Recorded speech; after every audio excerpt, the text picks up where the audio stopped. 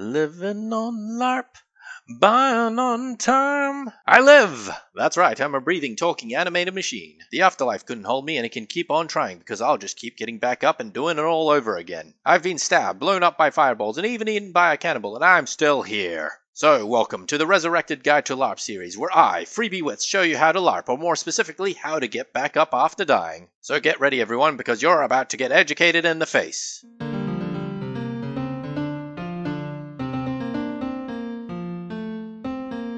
Now before we begin, Season 2 will assume that you've either already watched my entire first season, are already LARPing, or have obsessively consumed all wiki entries on LARPing to the point where you're on some sort of law enforcement agency's database. That said, I'll still be spouting information that'd be common sense to the average LARPer, so newbies aren't left behind, and also I don't have to do too much research. Besides murder mysteries where death is the point for one of the characters, dying is something you should avoid in LARP. You know what's cool? Immortality. All those people who complain about living forever because life is meaningless without an ending is the very definition of first world problems. In many fantasy-based LARPs with magic and the like, dying is rarely the end. You just get back up and keep on going. That said, there are still consequences to dying. Sure, the consequences are temporary and many LARPs have different flavors of dealing with them. Some LARPs simply give you a respawn timer like a video game, essentially punishing you by putting you in a timeout because you're bad at dodging fireballs or are too good at catching them with your every body part at the same time. However, this style of life and death can be problematic if you want to play a murderer. There would be no need for a detective because the victim is also the prime witness. If I get shanked by Shanky McShankington, I can just get back up after twiddling my thumbs in timeout heaven and just point out who shanked me with my thumbs. To help combat this, many LARPs introduce amnesia as a mechanic in which someone who comes back to life forgets the last few moments of their life before death. Specific times may vary between systems, and like many LARP rules, it's very honor-based. In many LARPs, when someone dies, they go to a death zone of sorts to decompose until the setting's excuse for respawning kicks in.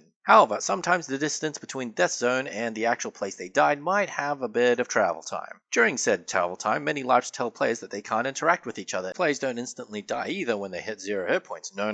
Sometimes there's a bleed out phase where other players can try to heal, capture, or more likely loot you before your corpse turns incorporeal and literally walks away to respawn later. Games that try to be more realistic sometimes have a permanent injury mechanic upon hitting 0 hit points. These involve stuff like decreased stats or losing the use of certain skills or limbs. In these systems where death has long-lasting if not permanent consequences, folks are less likely to charge mindlessly into battle and potentially lose hours, days, if not years worth of character development. That said, some people might see these permanent consequences as character development. Then you have LARPs where death is permanent. Compare that to timeout deaths where adventurers throw themselves at a problem, constantly getting themselves killed to fix said problem. So now you know about life and death in LARP. You're welcome!